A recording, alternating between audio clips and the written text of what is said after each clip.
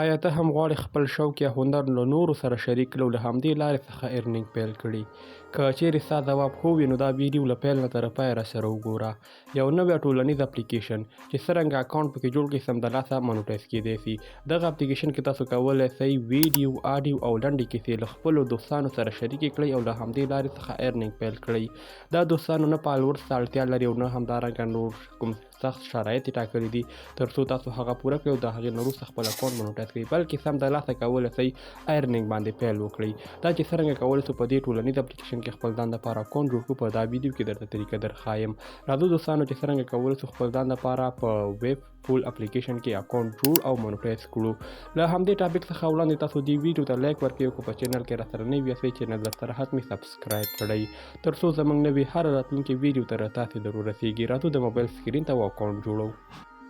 ګرانو دوستانو په لومړني سټیپ کې موږ تاسو همدا اپلیکیشن خپل موبایل ته ډاونلوډ کوو. د ډاونلوډ لینک د ویډیو په ډسکرپشن کې موجود ده. کله چې تاسو په یاد لینک باندې کلیک واخلئ تاسو کولی سئ همدا اپلیکیشن خپل موبایل ته ډاونلوډ کړئ. پر دوهم سټیپ کې تاسو دوستانو د اپلیکیشن اوپن کړئ او په جوین ویفول باندې کلیک واخلئ. همدغه اپشن دوستانو تاسو کلیک کړئ. له دې نه وروسته موږ تاسو سره یو بله صفحه مخته راځي. ګرانو دوستانو په دغه سټیپ کې تاسو خپل ډیټ آف برث انتخاب کړئ.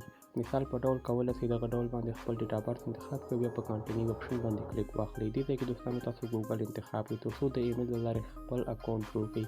دا د دوستانو ما دغه جیمیل انتخاب کړ، غواړم د همدې د لارې دې اپلیکیشن ته لاګین شم. د فیسبوک د لارې ورته نه لاګین کیږي او یا هم کوم بلې طریقې د لارې.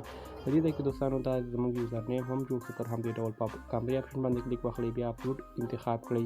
موږ تاسو غواړو خپل پروفایل دې ځای کې ولګوو. دا تصویر دوستانو ما د موبایل ګالري څخه راواخیست او دا په ډن اپشن باندې کلیک مې واخیست. په دې ځای کې دوستانو تاسو 3 کټګوریان انتخاب کړئ او بیا په کنټینیو اپشن باندې کلیک واخلئ. ما دوستانو لومړی فرینډشپ او همدارنګه دې ته ورته نور یې انتخاب کړي او په کنټینیو اپشن باندې کلیک واخیست. اوس دوستانو موږ تاسو ته وایي کریټ یور فرست پوسټ. په دې ځای کې دوستانو تاسو ته وایي خپل لومړنی پوسټ ترسره کړه. کله چې تاسو غواړئ پوسټ ترسره کړئ دې اپلیکیشن ته تاسو باید پرمیشن ورکړئ. په الاو اپشن باندې کلیک واخلئ او دغه پرمیشن تاسو ټولې آن کړئ د فیسبوک په شانتي. او دوستانو تاسو لیدلی سئ ما دغه پوسټ هم درسره کړه، دغه پرمیشن مې آن کړي او بره په سیټینګ اپشن باندې موږ تاسو یو کلیک اخلو. کله چې تاسو په سیټینګ اپشن باندې کلیک واخلئ موږ سره یو څو اپشن نورې راځي. په لومړي انوایټ اپشن کې تاسو کولی سئ خپل ملګري همدې اپلیکیشن ته رادعوت کړئ او همدارنګه د ساین آوټ له لارې تاسو کولی سئ خپل اکاونټ له همدې صفحې څخه لاګ آوټ کړئ. په دغه اپلیکیشن کې اکاونټ ډېر په اسانۍ سره جوړیږي. لومړی دوستانو تاسو د ویډیو د ډسکرپشن څخه همدغه اپلیکیشن ډاونلوډ کړئ. په دوهم سټیپ کې دوستانو د ګوګل له لارې ورته لاګین سئ او همدارنګه ورو ورو مخته لاړ سئ. اکاونټ ډېر په اسانۍ سره جوړیږي. که چیرې بیا هم تاسو سره کومه پوښتنه غوښتنه وي د کمنټ له لارې راسره شریکه کړئ. انشاءالله معلومات به حتمي ترلاسه کړئ. که ویډیو معلوماتي وه حتمي لایک ورکړئ او که په چینل کې راسره نوي یاستئ چینل درسره سبسکرایب کړئ تر څو زموږ نوې هره راتلونکې ویډیو تر تاسې حتمي در ورسیږي. تر بیا ښه وخت ښې چارې الله مو مل شه. ملاویږو به پر بل راتلونکي ویډیو کې.